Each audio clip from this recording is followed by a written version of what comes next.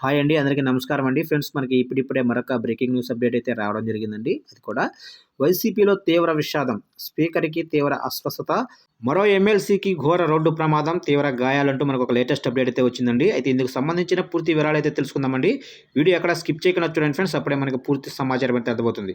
ఇక లేట్ చేయకుండా టాపిక్‌లోకి వెళ్ళిపోదాము. ఇక్కడైతే చూడండి ఫ్రెండ్స్, మనకు వచ్చిన అప్డేట్ ప్రకారంగా ఫ్రెండ్స్ నాది ఒక చిన్న రిక్వెస్ట్ ఫ్రెండ్స్. ఇంతవరకు మన ఛానల్‌ని ఇంకా సబ్స్క్రైబ్ అయితే చేసుకోకపోతే సబ్స్క్రైబ్ అయితే చేసుకోండి. గవర్నమెంట్ నుంచి ఎటువంటి అప్డేట్స్ అయినా మీకు తెలియజేస్తూ ఉంటాను. ఇక వివరాలకు తెలిపోదాము.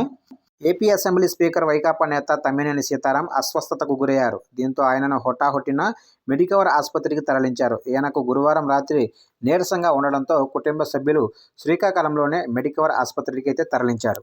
అయితే ఆయనను కార్డియాలజిస్టు బుడుమూరు అన్నాజీరావు, ఫిజిషియన్ వేణుగోపాలరావులు పలు వైద్య పరీక్షలు చేసి క్రమంలో స్వల్ప అస్వస్థతకు లోనయ్యారు. అయితే వైద్యులు మాత్రం ఎలాంటి ఆందోళన చెందక్కర్లేదని చెప్పారు. ఒక్కరోజు వైద్యుల పర్యవేక్షణలో ఉంచి డిశ్చార్జ్ చేస్తామని వైద్యులు వెల్లడించారు.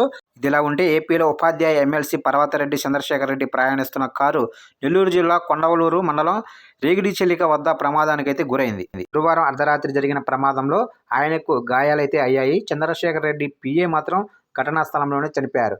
ప్రమాద సమయంలో కారులో మొత్తం 5గురు ఉండగా గాయపడిన వారిని నెల్లూరులోనే అపోలో ఆసుపత్రికి తరలించారు.